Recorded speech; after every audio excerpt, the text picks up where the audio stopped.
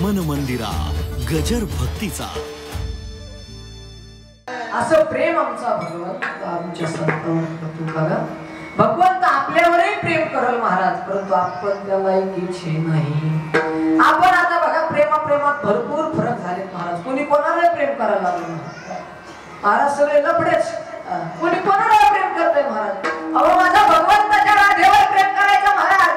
त्या राधेने उकळतं दूध प्यावं, त्या राधेने उकळतं दूध प्यावं आणि माझ्या भगवंताच्या पायाला फोड यावे तो. अरे त्या राधेने उकळतं दूध प्यावं आणि माझ्या भगवंताच्या पायाला फोड यावेत. माझ्या रुक्मिणीने भगवंताला विचारलं, भगवंता तुमच्या पायाला काय झालं, कशाने आले फोड. त्या ठिकाणी रुक्मिणीला सांगावं भगवंतानं, रुक्मिणी अगं तू उकळतं दूध माझ्या राधेला पाजवलंस, पण माझ्या तिच्या हृदयामध्ये मी विराजमान आहे. तिच्या हृदयामध्ये ते दूध गेलं आणि ते दूध तिच्या हृदयामध्ये जोपर्यंत गरम होतं तोपर्यंत सर्व दुधाने माझे पाय त्या ठिकाणी पोहले. इतकं प्रेम माझ्या राधेवर माझा भगवंत करायचा. किती प्रेम करायचं सांगू. अरे माझा भगवंत आता बघा, द्वापार युगातला श्रीकृष्ण बघा आणि आताचा श्रीकृष्ण बघा, फरक बघू आपण. आता फरक स्पष्ट करा. लक्ष आहे तुमचं, कळत का? फरक स्पष्ट करा. द्वापार युगातला भगवंत, द्वापार युगातला श्रीकृष्ण आणि कलियुगातला श्रीकृष्ण, बरं का. आता द्वापार युगातला श्रीकृष्ण माझ्या राधेकडे जायचं आणि राधेला सांगायचं, राधे चल माझ्या गावात जाऊ. राधे चल माझ्या गावाला जाऊ.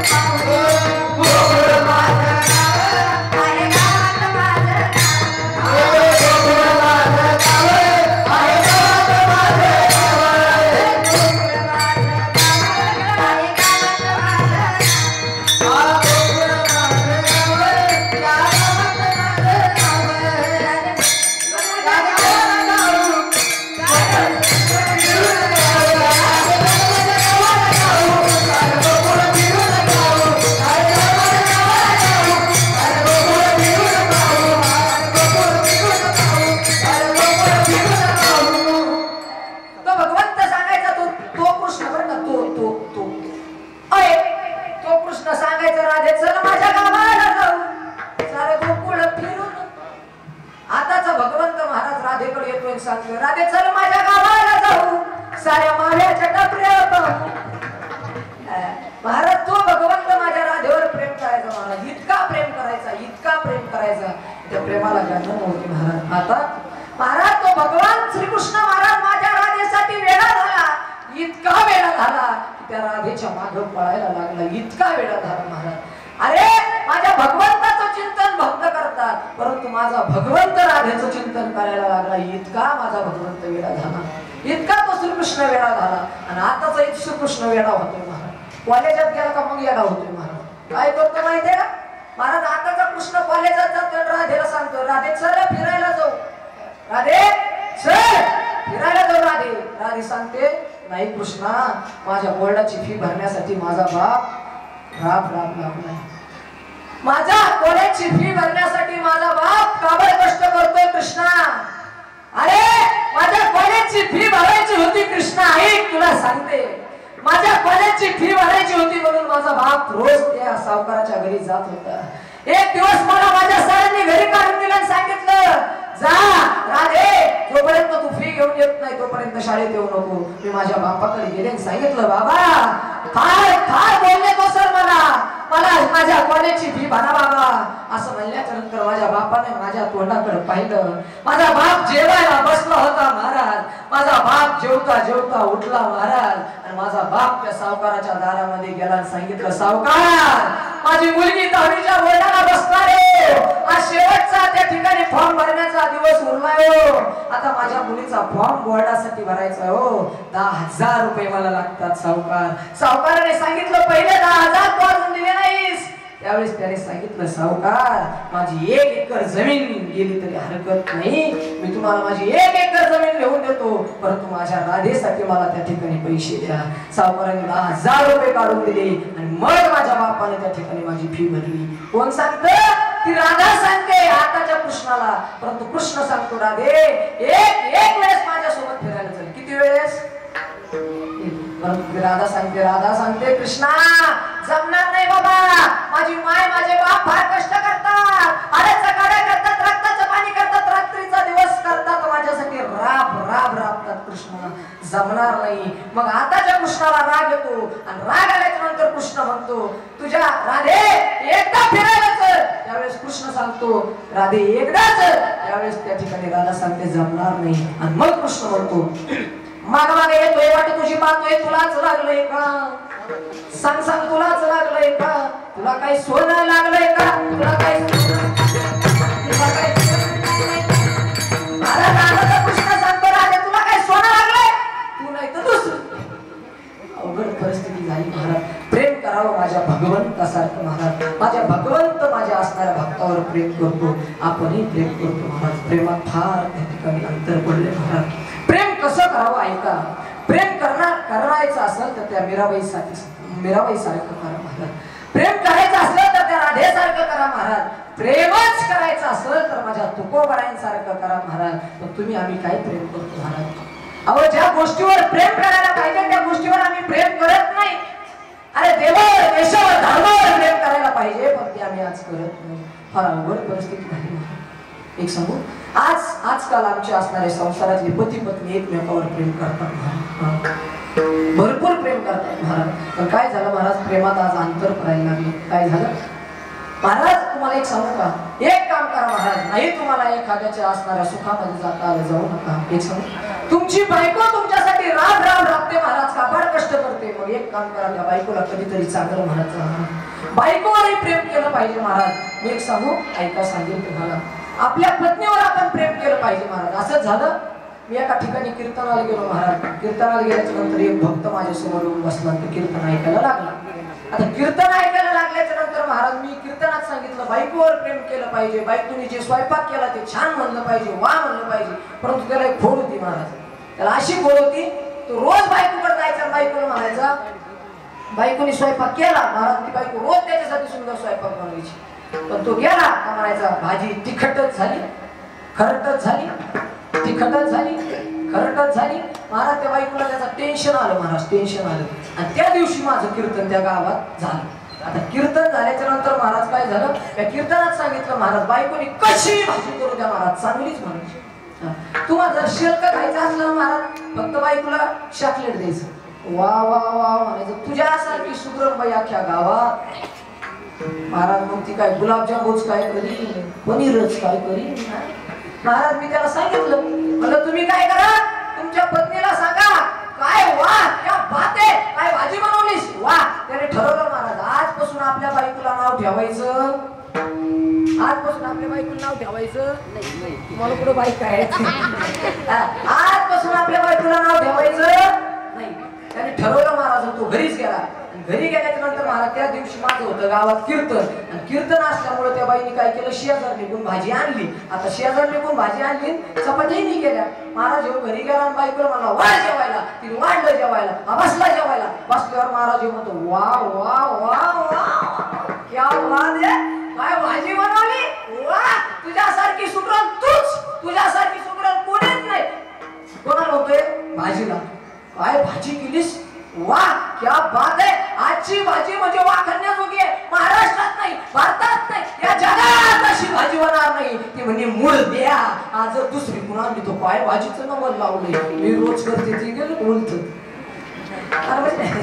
प्रेम करा महाराज, एकमेकावर प्रेम केलं पाहिजे महाराज. विठ्ठल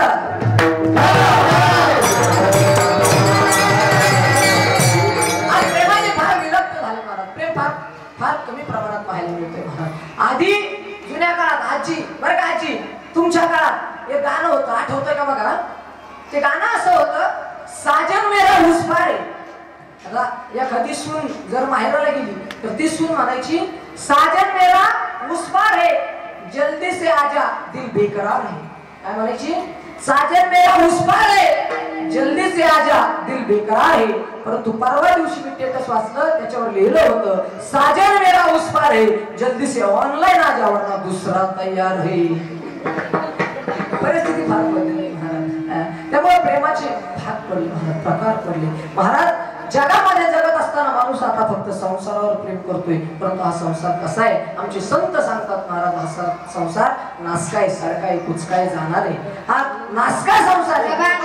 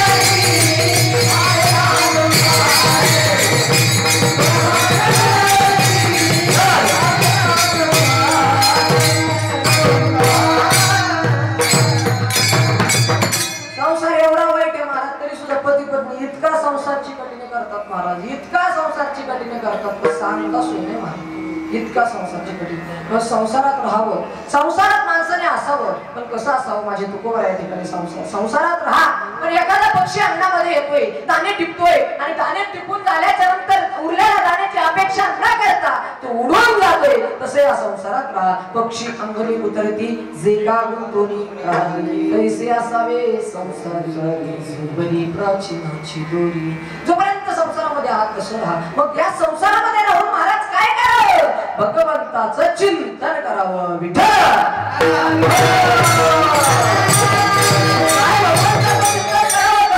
महाराज सांगतात एक काम करा, भगवंताचं चिंतन करायचं असेल तर महाराज काहीतरी काल्याचं सांगा. ठीक आहे महाराज, भगवंताचं चिंतन करू. सुंदर असा आपल्याला काला पाहायचा आहे. महाराज काल्यामध्ये काय करावं? भगवंताचं चिंतन करावं. महाराज बघा कंस आहे आणि कंसाने आपल्या असणाऱ्या चुलत बहिणीचा विवाह रचलेला आहे. विवाह रचलेला आहे, विवाह झालेला आहे. विवाह झाल्याच्या नंतर सुंदर असा रथामध्ये त्या ठिकाणी असणाऱ्या भगवान वासुदेवाला आणि त्या ठिकाणी आपल्या असणाऱ्या देवकीला बसवलेला आहे. आणि बसवल्याच्या नंतर स्वतः असताना कंस त्या ठिकाणी सारथी झालेला आहे. सारथ्याची दोरी हातामध्ये घेतलेली आहे. आपल्या बहिणीला वाटा लावतोय आणि ज्या ठिकाणी वाटा लावायला गेला विशीपर्यंत गेला आणि विशीपर्यंत गेल्याच्या नंतर आकाशवाणी झाली, अरे कंसा, अरे ज्या बहिणीला वाटा लावतोस त्या बहिणीच्या पोटी येणारा 8वा पुत्र तुझा नाश करणार आहे. कंसाने खडक हातामध्ये घेतलं आणि त्या ठिकाणी मारायला धावला. असणाऱ्या वसुदेवाला ते हातामध्ये धरलं, सांगितलं, अरे कंसा, तुला असणारा जो प्रॉब्लेम आहे, तुला असणारा जो मारणार आहे तो हिच्या पोटी येणार आहे. तिला मारू नकोस, महिलेची हत्या करू नकोस, स्त्री हत्या करू नकोस, त्याचं पातक तुला लागल. अरे या जगामध्ये जर स्त्री जन्माला आली नाही तर आम्ही काही करणार मायबाप. ऐका, या जगामध्ये जर माय जन्माला आली नाही तर आपला जन्म होऊ शकत नाही. महाराज ऐका, सांगेल मी तुम्हाला, या जगाच्या पाठीवर आपल्या सगळ्यात जास्त अधिकार जर कोणाचा असेल तर तो आईच आहे. एक सांगू, परंतु ती माय आज सुरक्षित नाहीये. आता परवा दिवशी एक कायदा झाला, दिशा कायदा, फार सुंदर कायदा झाला महाराज. त्याचं आपण स्वागत केलं पाहिजे. सगळ्यांनी टाळ्या वाजवून त्या कायद्याचं स्वागत करणं. इतका सुंदर कायदा झाला. आमच्या छत्रपती शिवाजी महाराजांच्या महाराष्ट्रामध्ये आमची माय सुरक्षित नव्हतं याची कुठेतरी खंत वाटायला लागली होती. पण आज आमची माय पुन्हा सुरक्षित होईल असंही वाटायला लागलंय. कारण अरे मुलगी 5 वर्षाची असली तरी तिच्यावर अन्याय होतोय. मुलगी 10 वर्षाची असली तरी तिच्यावर अन्याय होतोय. आणि तीच मुलगी लग्न झालेली महिला असली 25 वर्षाची असली तरी तिच्यावर अन्याय होतोय. तीच मुलगी लोड्यातली म्हातारी असली तरी तिच्यावर अन्याय होतोय. अरे मुलगी 25 वर्षाची असली तरी अन्याय आहे. मुलगी 50 वर्षाची असली तरी अन्याय आहे. अरे मुलगी असणारी ब्लाऊज त्या ठिकाणी साडी घालणारी असणारी आमची आई असली किंवा त्या ठिकाणी ती मुलगी असणारी नाटी घालणारी असली तरी तिच्यावर अन्याय होतोय. अरे ती मुलगी मुस्लिम असली तरी तिच्यावर अन्याय होतोय. ती मुलगी हिंदू असली तरी तिच्यावर अन्याय होतोय. ती मायाची असली तरी तिच्यावर अन्याय होतोय. ऐका, अरे मुलीच्या असणारा दोष तिच्या कपड्याचा नाही, दोष तिच्या धर्माचा नाही, दोष तिच्या वयाचा नाही महाराज. दोष आपल्या तुमच्या आमच्या वासनेने भरकटलेल्या नजरांचा आहे. नजर बदला, देश बदलायला वेळ लागला. ती मुलगी म्हणून जन्माला आली म्हणून तिचं काही चुकलं का? अरे ती मुलगी म्हणून जन्माला आली म्हणून तिचं काही चुकलं का? अरे तिने एखाद्यावर बाप भाऊ म्हणून विश्वास ठेवला म्हणून तिचं काही चुकलं का? अरे या देशामध्ये राम रहीमचा खेळ आणि कासितेवर ही वेळ. अरे याच देशामध्ये 10 तोंड आणि 20 डोळे असणारा रावण सुद्धा देव निघाला. पण आज याच भारत भूमीमध्ये 1 तोंड आणि 2 डोळे असणारा माणूस सुद्धा रावण निघलाय. हा फार मोठी शोकांतिका आहे. अरे कुठेतरी वाईट वाटतं, कुठेतरी खंत वाटते की आमची माय आज सुरक्षित नाहीये. आई जर जन्माला आली नसती तर आमचा कृष्ण जन्माला आला नसता. अरे आई जर जन्माला आली नसती तर आमचा ज्ञानोबा जन्माला आला नसता.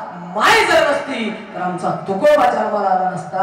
आणि सोडा, तुमच्या समोर जो उभा आहे त्याला जर आई नसती तर तोही जन्माला आलाच नसता. मुलगी जन्माला आली म्हणून तिचं स्वागत केलं पाहिजे. ऐका, आता 6 महिन्यापूर्वी आमच्या त्या प्रियंका ताईवर अन्याय झाला. अरे माहिती नाही कोण आमच्या हातामध्ये ती मेणबत्ती देऊन गेलंय दादा. अरे माहिती नाही कोण आमच्या हातामध्ये ती मेणबत्ती घेऊन गेले दादा. नाहीतर स्त्रियांच्या केसांसाठी महाभारत आणि सन्मानासाठी लंका दहन करणारी औलाद म्हणजे आमची आहे हे तुम्ही विसरू नका. अरे काय होतो आमच्या स्त्रियांवर अन्याय? अरे आता 6 महिन्यापूर्वी ती प्रियंका ताई आमची अरे डॉक्टर होती. ती डॉक्टर. अरे या देशामध्ये 2च आज या ठिकाणी देव आहे. एक म्हणजे माहिती नाही. एक सांगू, अरे या भारत भूमीमध्ये आज फक्त मी 2च माणसाला देव मानतो. कारण कोरोनाचा एवढा प्रादुर्भाव वाढल्यामुळं आपल्याला फक्त घरात राहण्यासाठी आणि जिवंत राहण्यासाठी 2च माणसाने सहकार्य केलं. ते म्हणजे एक डॉक्टर आणि दुसरे पोलीस. अरे मी सहज बोलून जाईल. आता गणपतीमध्ये आम्ही त्या पोलिसांचा आणि त्या डॉक्टरांचा सन्मान केला. बघा, प्रत्येकाच्या घरामध्ये जाऊन प्रत्येकाची काळजी घ्यायला खरंच त्या देवाला वेळ नसेल की काय?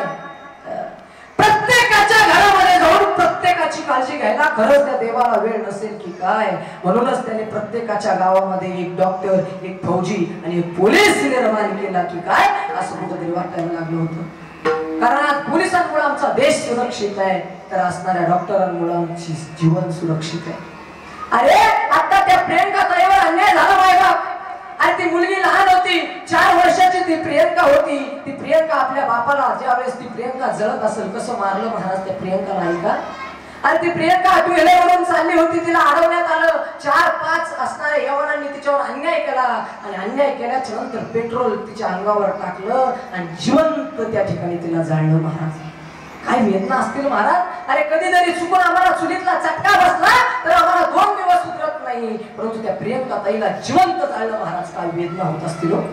आणि ती वेदना होत असताना तिला तिचा बाप तिच्या डोळ्यासमोर आठवला असेल महाराज. आणि ती तिच्या बापाला सांगत असेल बाबा, ती तिच्या बापाला सांगत असेल बाबा, बाबा मी लहान होते हो बाबा, बाबा मी लहान होते हो बाबा, मी 5 वर्षाचे होते बाबा, मी थंडी पडली होती बाबा.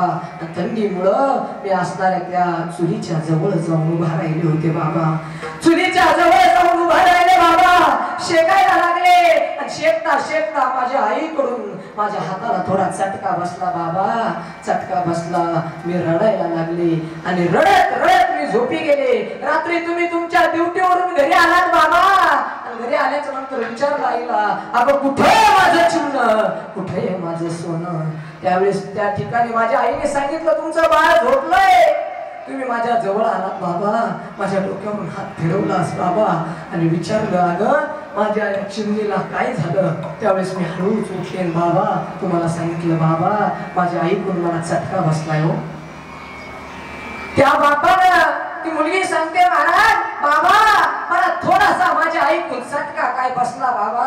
तुम्ही माझ्या आईला त्याच काठीने मारलो हो बाबा. परंतु बाबा तुमच्या मुलीला एवढासा चटका बसलाय म्हणून तुम्ही माझ्या आईला मारलंय बाबा. तीच तुमची मुलगी आज जिवंत जळतीये बाबा. काय वेदना होत असतील हो. आणि ती मुलगी त्या बापाला सांगते, माफ कर ना बापा. ती मुलगी त्या बापाला सांगते, दादा की बाबा त्या ठिकाणी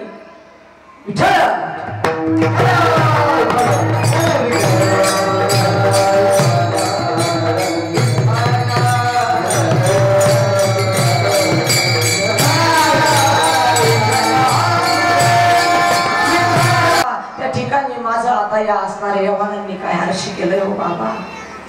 बाबा माझ्या लग्नासाठी तुम्ही या माणसाच्या दारात कधी त्या माणसाच्या दारात रोज रोज भटकत होते बाबा. पण बाबा मला आता माफ करा, कारण या असणाऱ्या यवनांनी मला मारून टाकले बाबा. पण ऐका ना बाबा, मी तुम्हाला वचन देते बाबा, पुढच्या जन्मामध्ये पुन्हा मी तुमची मुलगी म्हणून जन्माला येईल. पण ऐका ना बाबा, माफ कर ना बाबा. ती मुलगी त्या ठिकाणी बाबाला सांगते, बाबा मला माफ करा हो बाबा. पुढच्या जन्मामध्ये मी तुमची मुलगी होईल आणि पुन्हा तुमच्या पोटी जन्माला येईल. त्यावेळेस तुम्ही माझे लग्न करा बरं का बाबा. काय त्या मुलीवर अन्याय होत होते महाराज. परंतु आता या सरकारचं आपण स्वागत केलं पाहिजे महाराज. त्यांनी दिशा कायदा आलाय. आता जर आमच्या भारत भूमीमधील एकाही माय भगिनीवर अन्याय झाला तर अन्याय करणारे इसमास 21 दिवसात फाशी देण्यात येईल असा तो कायदा आहे. आणि त्या कायद्याची गरज होती, कारण माझ्या छत्रपती शिवाजी महाराजांच्या दरबारामध्ये राजसभा भरलेली आहे.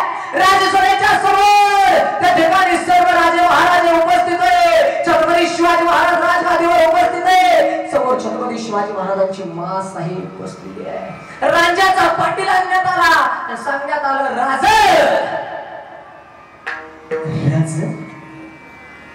राजाच्या पाटलाने आमच्या माय भगिनीकडे वाईट नजरेने पाहिलं. राजा काय करावं.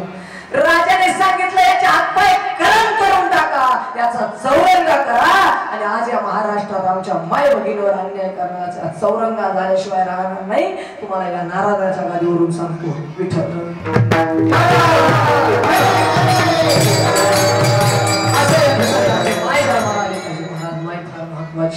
ठीक आहे.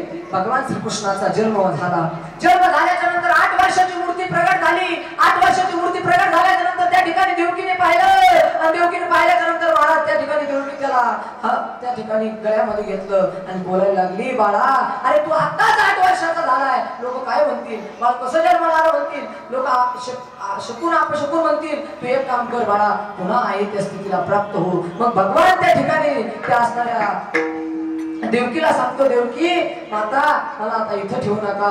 त्या कंसाला कळेल तो कंस मला मारेल, जणी कंसाशी कळेल माझ्या बाळाशी मारेल. त्या ठिकाणी वसुदेव म्हणतोय की या ठिकाणी याला न्यावं लागेल. मग भगवान श्रीकृष्ण सांगतात, मला तुम्ही एक काम करा, मला उचला आणि उचल्याच्या नंतर त्या ठिकाणी त्या असणाऱ्या वृंदावनामध्ये घेऊन जा, त्या गोकुळामध्ये घेऊन जा.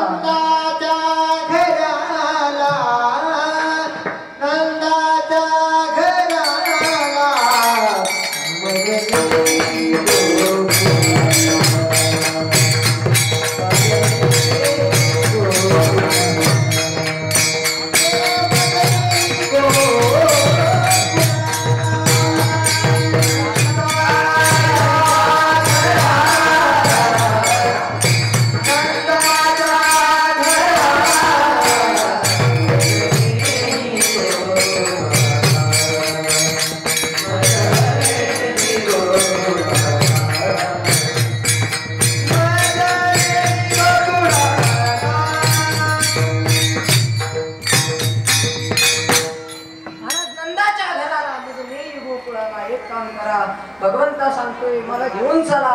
आणि मला घेऊन गेल्याच्या नंतर महाराज त्या ठिकाणी गोकुळामध्ये लिहा. गोकुळामध्ये भगवंताला नेलेलं आहे आणि भगवंताला गोकुळामध्ये नेल्याच्या नंतर त्या ठिकाणी योग माया त्या ठिकाणी जन्माला आलेली आहे. माया उचलली, वसुदेवानं माया उचलली आणि माया उचलल्याच्या नंतर महाराज त्या मायेला घेतलं आणि घेतल्याच्या नंतर त्या ठिकाणी वसुदेवानं कृष्णाला त्या ठिकाणी ठेवलं. आता कृष्णाला त्या ठिकाणी ठेवल्याच्या नंतर सगळ्या असणाऱ्या गोपाळांना, सगळ्या असणाऱ्या गवळणींना कळालेलं आहे की नंद बाबाला मुलगा झालेला आहे, नंद बाबाला मुलगा झालेला आहे, नंद बाबाला मुलगा झालेला आहे. प्रत्येक गवळणीला सांगत आहे, प्रत्येक गवळण एकमेकीला बोलत आहे की नंद बाबाला मुलगा झालेला आहे.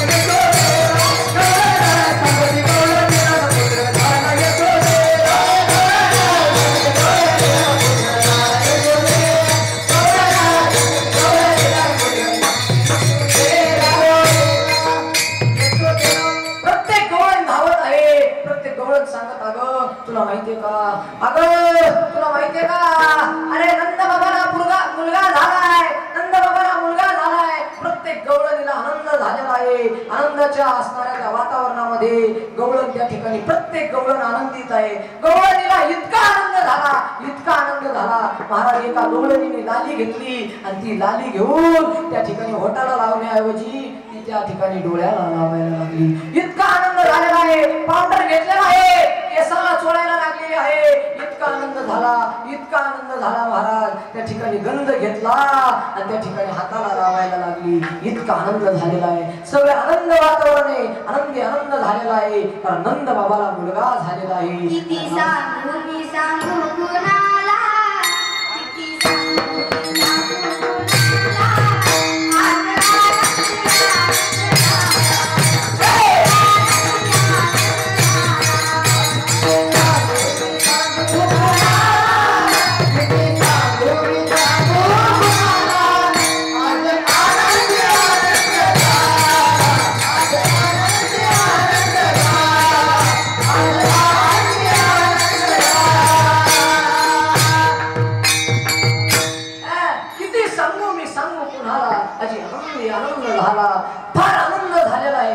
आनंदाच्या वातावरणामध्ये आता वेळ फार झालेली आहे आणि वेळ झाल्याच्या नंतर महाराज हळूहळू कृष्ण राहायला लागला, हळूहळू कृष्ण रांगायला लागला. आता हळूहळू कृष्ण खोड्या करायला लागला आणि खोड्या करता करता महाराज एक दिवस तो भगवान श्रीकृष्ण असणाऱ्या सर्व सवंगड्याला घेऊन जवळ आला आणि सांगितलं, अरे आपल्या असणाऱ्या वृंदावनामध्ये, आपल्या असणाऱ्या गोकुळामध्ये फार गाई आहे, लक्ष्मी गाई आहे. आपले मायबाप गोरक्षण करतात आणि मग त्या ठिकाणी गाईचं दही, दूध, तूप, लोणी मिळतं, तरी सुद्धा तुम्ही सवंगडी अशी मोकळेच का, म्हणजे तुम्ही अशी तब्येतीने महाराजासारखेच का.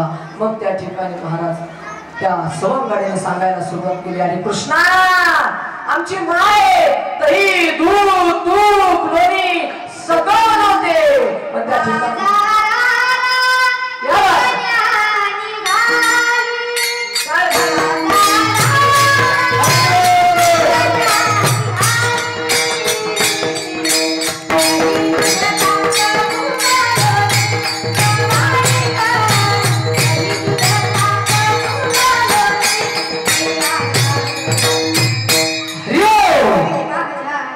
Yeah.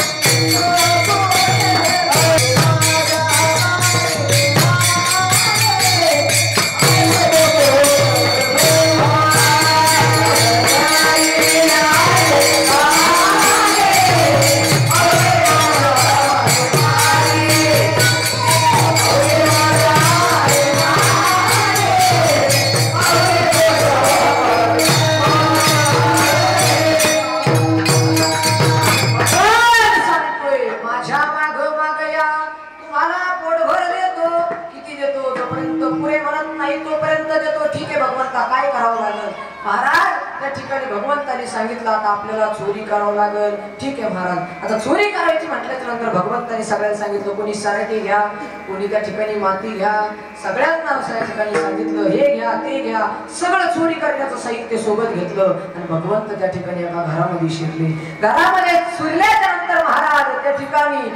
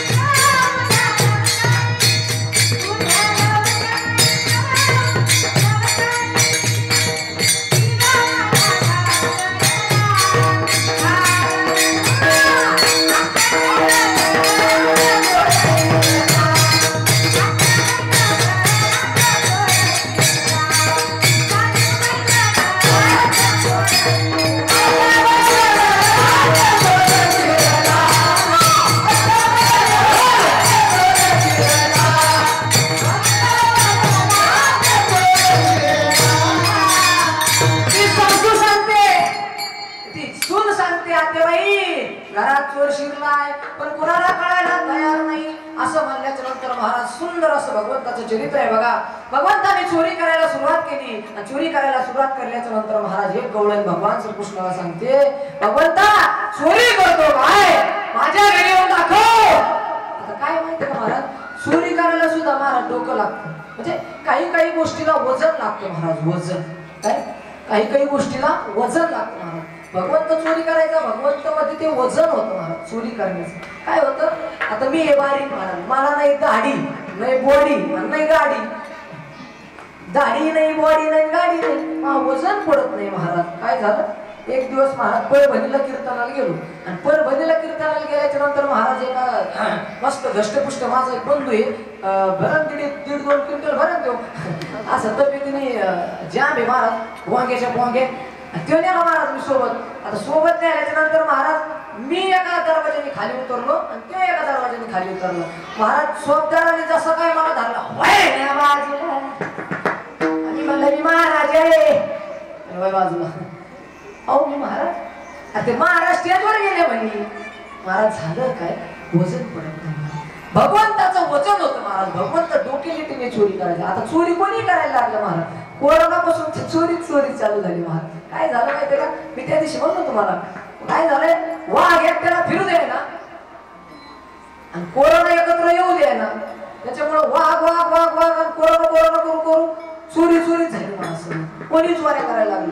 परवा दिवशी महाराज ते बेलगाव मध्ये चोरी झाली. आता चोर आला होता महाराज, चोराचा अवतार असं नाही झालं तर 22 किलो आणि चप्पल घातली तर 22.5 असं चोर. आता चोर शिरला महाराज, अंदाज घ्यावा महाराज. प्रत्येक गोष्टीचा माणसाने अंदाज घेतला पाहिजे. आणि नाही तर काय होतं महाराज, सहाला चेहरा अंदाज असं नको व्हायला महाराज. त्यामुळे महाराज अंदाज घेऊन चोरी केली पाहिजे. महाराज त्या बेलगाव मध्ये चोर शिरला, ज्या बाईच्या घरात शिरला ती बाई होती 2.25 क्विंटलची. किती महाराज, जसा चोर आला तसा आज शिरला तसंच महाराज सोनं हिसकेव पैसे हिसकेव असं कर तसं कर. महाराज बाई तर ती घोरत होत होती महाराज. 2.25 क्विंटल म्हणले हत्तीवणीच महाराज कार्यक्रम, छोटा हत्तीच. महाराजाशी घोरायची ती बाई आणि घोरता महाराज काय झालं, या चोराकडून पैसे घेता एक भांडण तिच्या डोक्यावरच पडलं बत्ता. महाराज जसं काय भांडण वगैरे पडलं तशी ती उठली तशी महाराज चोराकडे असं बघितलं, असा चोर घेतला खाली टाकला, वरून बसली बाई.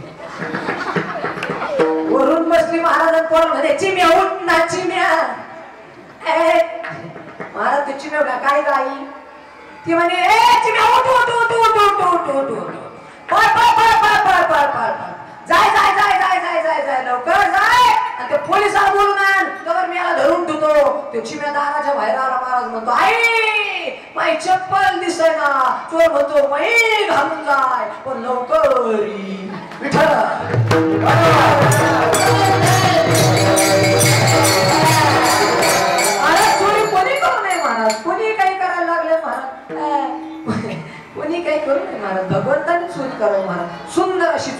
भक्त करायला लागले महाराज आणि चोरी करायला लागल्याच नंतर एक गवळण म्हणली कृष्णा तू माझ्या घरी घेऊन दाखव. कृष्णाला सांगितलं माझ्या घरी आणि मग कृष्णाला सांगितल्याच्या नंतर कृष्णाने त्याला होकारार्थी मान हलवली. मान हलवल्याच्या नंतर भगवान श्रीकृष्णाने ठरवलं सवंगड्यांनो आता आपल्याला जायचंय. पण जायचंय पण कशासाठी जायचंय? भूक लागली रे, खायला काही नाही, खाण्यामध्ये आय कोटी भूक काय काय केला याचे तुझ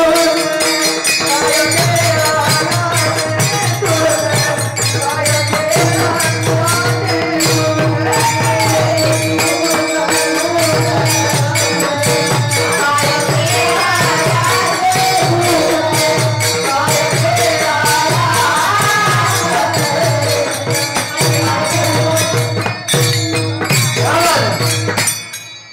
कोटी बाहेर खांदी भूक काय खेळायचे सुख. कृष्णाने सांगितलं चला आपल्याला चोरी करायला जायचंय. मग सगळे सवंगडी त्या ठिकाणी एकत्र झाले महाराज. सगळे एकत्र आले आणि आता चोरी करायला तिच्या घरात शिरली. चोरी करायला घरात शिरल्याच्या नंतर महाराज आता कृष्णाने काय केलं? सर्व माखन चोरलेलं आहे, सर्व त्या ठिकाणी लोणी चोरलेलं आहे, दही चोरलेलं आहे, तूप चोरलेलं आहे, लोणी चोरलेलं आहे. आणि चोरून झाल्याच्या नंतर महाराज सवंगड्याला सांगितलं आता तुम्ही बाहेर जाऊन थांबा. बाहेर सवंगडी जाऊन थांबले आणि कृष्णाने महाराज ते दोघं नवरा बायको झोपलेले असताना त्याच्या दाढीची आणि तिच्या वेणीची गाठ बांधली. आता बांधली त्यावेळेस काय झालं महाराज? तो आता 3.5 फुटाचा आणि ती होती 7 फुटाची. किती? आता 3.5 आणि 7 महाराज अशी वेणीची गाठ. आता तिची वेणी होती जवळजवळ 1.5 फूट आणि याची दाढी होती जवळजवळ 1.25 फूट. आता महाराज अशी जाम गाठ बांधली. आता एक तर भगवंत बांधित नाही आणि बांधली तर सोडी. महाराज अशी जाम गाठ बांधली महाराज आणि जाम गाठ बांधल्याच्या नंतर भगवंत निघून आला महाराज. निघून आल्याच्या नंतर महाराज त्या ठिकाणी कन्हैया त्या ठिकाणी सकाळी झोपेतून उठला आणि त्या ठिकाणी असणाऱ्या आपल्या यशोदेला सांगायला लागला यशोदे आता आपल्या घरी भांडण घेऊन येणार आहे, चल मला कडावर घेऊन बाहेर घेऊन चल. महाराज यशोदेने त्याला कडावर घेतलं आणि बाहेर नेलं आणि बाहेर नेल्याच्या नंतर महाराज त्या ठिकाणी ती गवळण त्या ठिकाणी यायला लागली. महाराज आता झालं काय? ते होता 3.5 फूट, ही होती 7 फूट. दोहीची ही 1.5 ते 1.25 म्हणजे हे झालं 2 फूट म्हणजे अर्धा 1 फुटाचा फरक राहिला. आता महाराज जवळजवळ ते असं चालायला लागले. आता ही पुढे चालायची तो मागं चालायचं, ही पुढे चालायची. महाराज याच्या दाढीला असा झटका बसायचा, त्याच्या विणीला असा झटका बसायचा. महाराज ते असं असं असं असं असं असं करीत भगवंताच्या घरी गेले. भगवंताला सांगितलं भगवंता माझ्याकडून चूक झाली, आता मला माफ कर, मी आता इथून पुढे असं करणार नाही. भगवंताने त्या ठिकाणी विणीकडे पाहिलं, विणी सुटून गेली. महाराज असं असणारं भगवंताचं सुंदर असं चरित्र आहे महाराज. आता भगवंत फार खोड्या करायला लागला, फार खोड्या करायला लागला आणि खोड्या करायला लागल्याच्या नंतर महाराज असणाऱ्या भगवान यशोदेकडे आल्यानं सांगितलं यशोदे तुझ्या मुलाला त्या ठिकाणी काय कर, गाई घेऊन त्या ठिकाणी अरण्यामध्ये गाई वळण्यासाठी लाव. उद्या जाई राणा सवे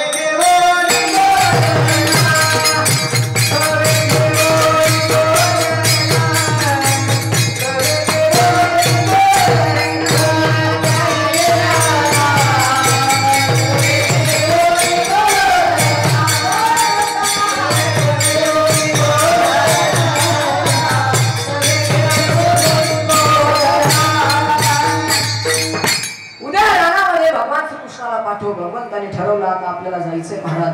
रानामध्ये भगवंताने जायचं ठरवलं आणि जायचं ठरवल्याच्या नंतर पेंद्या आला, सुदामा आला महाराज, वाकड्या आला, बोबड्या आला, सगळे आले महाराज. सगळे सवंगडी गोळा झाले आणि त्या ठिकाणी रानात गेले. रानात त्या ठिकाणी गेल्याच्या नंतर सुंदर असा त्यांचा खेळ चालू झाला. कोणी कबड्डी खेळतोय, कोणी हुतुतू खेळतोय, कोणी त्या ठिकाणी इठू दांडू खेळतोय, लगोरी खेळतोय. सुंदर असा खेळ त्यांचा चालू झाला.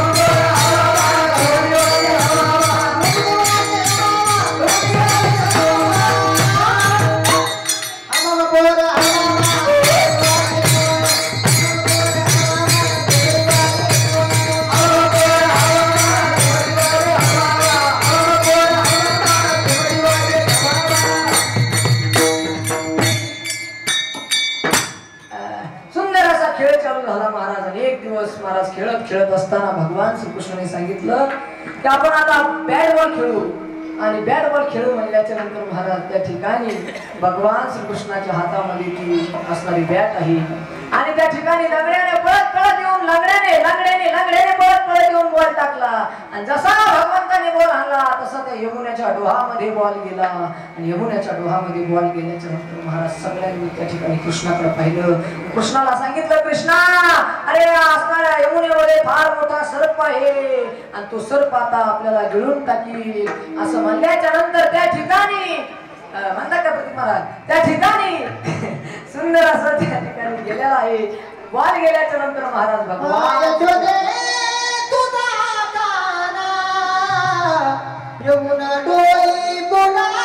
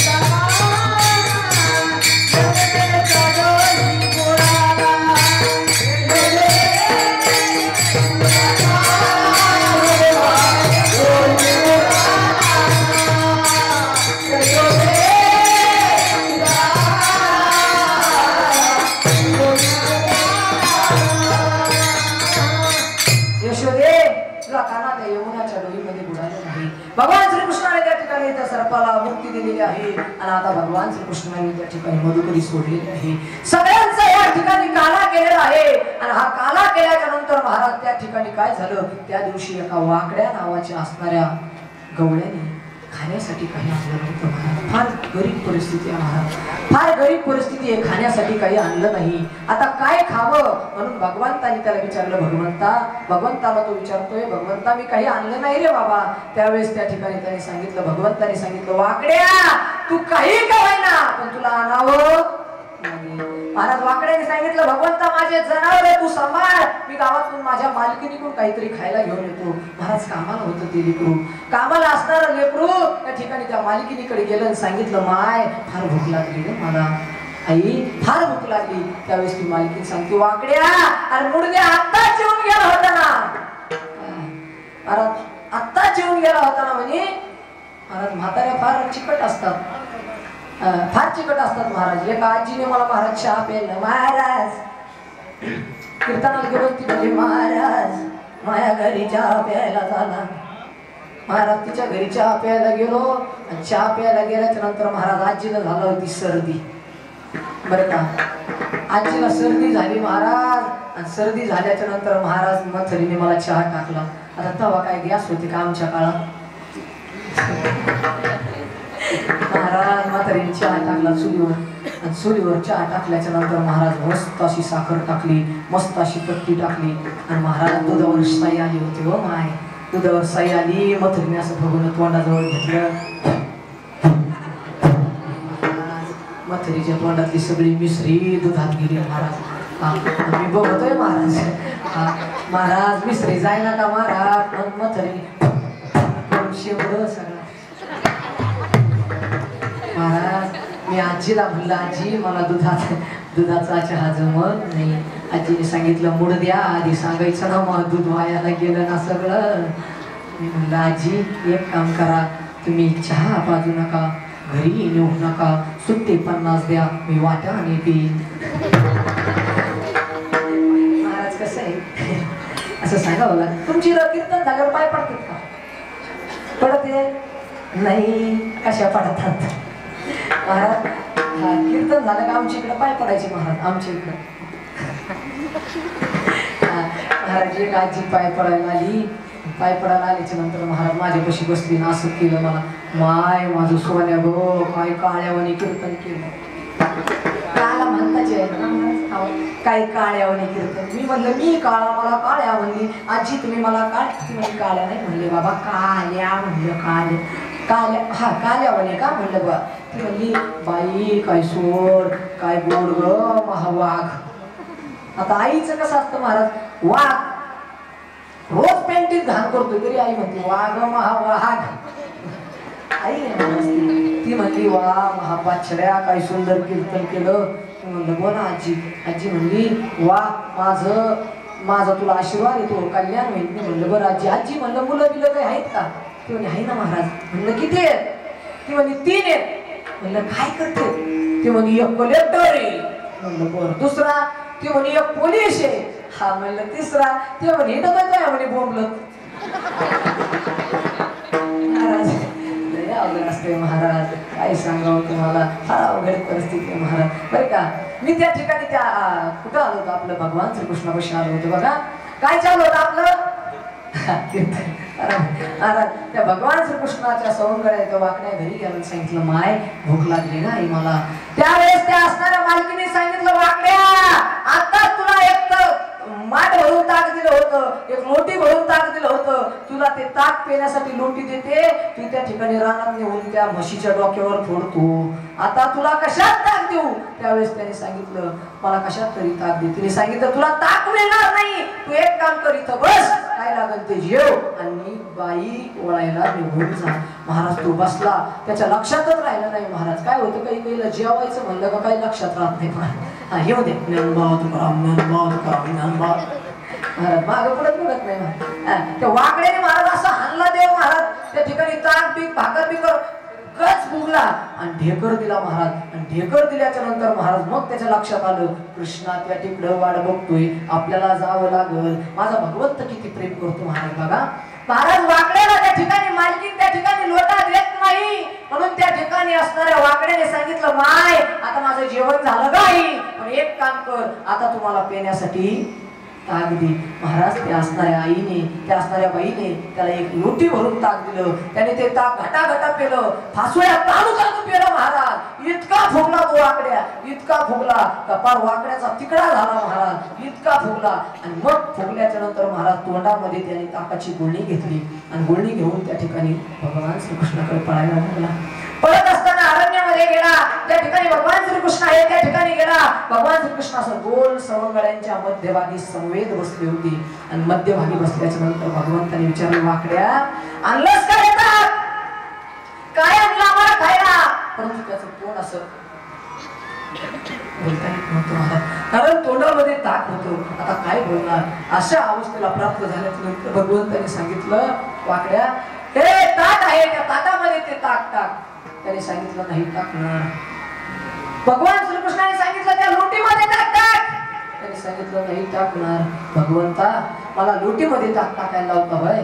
भगवंता मी लोटीमध्ये ताक टाकणार नाही, मी तांब्यामध्ये ताक टाकणार नाही. भगवंताने सांगितलं वाकड्या तू टाकणार नाही. भगवंताने ज्या ठिकाणी सांगितलं तू टाकणार नाही का, त्यावेळेस वाकड्याने सांगितलं भगवंता मी टाकणार नाही. त्यावेळेस भगवंताने स्वतः असणारी आ केला आणि त्या वाकड्याला सांगितलं माझ्या तोंडामध्ये ताक टाक. अरे भगवंत इतका वेडा होतो भक्तासाठी, भगवंत इतका वेडा होतो आपल्यासाठी, पण भगवंतासाठी आपल्याला तसं राहावं लागतं. भगवंताने आ केला आणि आ केल्याच्या नंतर महाराज भगवंताच्या तोंडामध्ये त्याने गुळणी मारली. भगवंताने ते ताक पिऊन घेतलं आणि तृप्तीचा ढेकर दिलेला आहे मायबाप. आणि तृप्तीचा ढेकर दिल्याच्या नंतर भगवंताला बरं वाटलेलं आहे. बघा विठ्ठल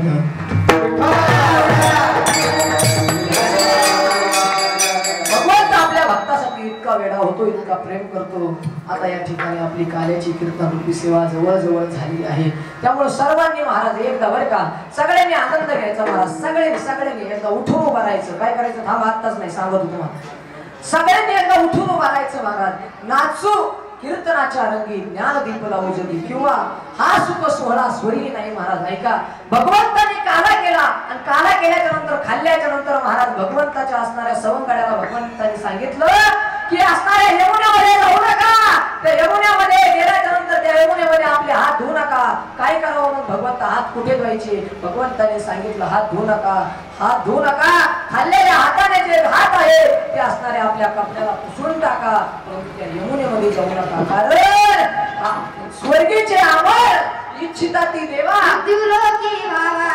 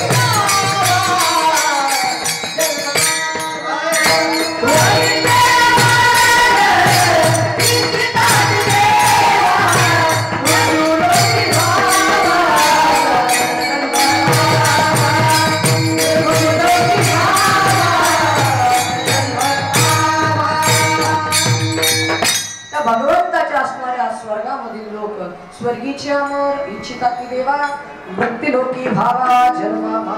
जे स्वर्गातले अमर त्या ठिकाणी इच्छितात की मृत्यूलोकामध्ये आम्हाला जन्म पाहिजे. त्यामुळे इथं बसलेल्या माझ्या प्रत्येक आईला मी सांगेल, आणि जशी ती राधा त्या भगवंताच्या प्रेमामध्ये मोहून गेली होती, जशी ती मीरा त्या भगवंताच्या प्रेमामध्ये मोहून गेली होती, तसं वेळ आपल्याला लागलं पाहिजे. जशी ती मीरा नाचत होती ना महाराज, मीरा नाची रे मीरा नाची रे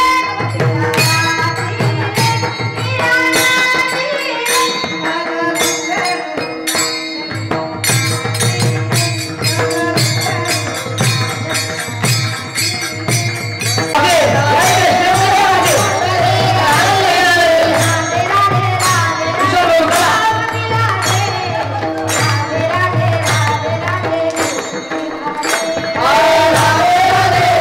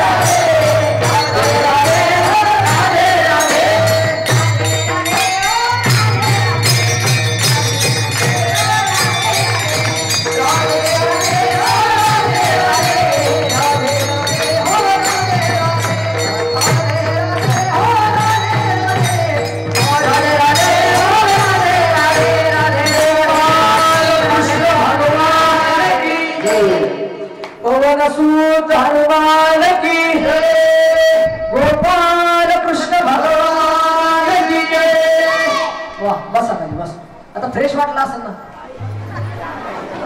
आता जरा मुंग्या वगैरे गेल्या असत्या पायाच्या. आता या ठिकाणी समोर इकडे बघा सुंदर असं विठोबा रुक्माईचं भजन होईल. भजन झाल्याच्या नंतर आळंदीकर मंडळी ज्यांच्या आवाजाने आपल्याला आतापर्यंत मंत्रमुग्ध केलंय अशी सुंदर अशी एक रास लिहिल्यासारखी फुगडी होईल बरं का. हा एकदम गोड फुगडी होईल महाराज. पण ऐका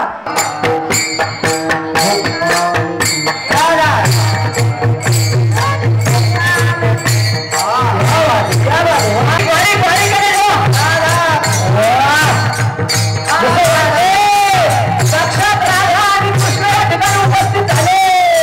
राधा कोणाला म्हणावं, कृष्ण कोणाला कळवणार.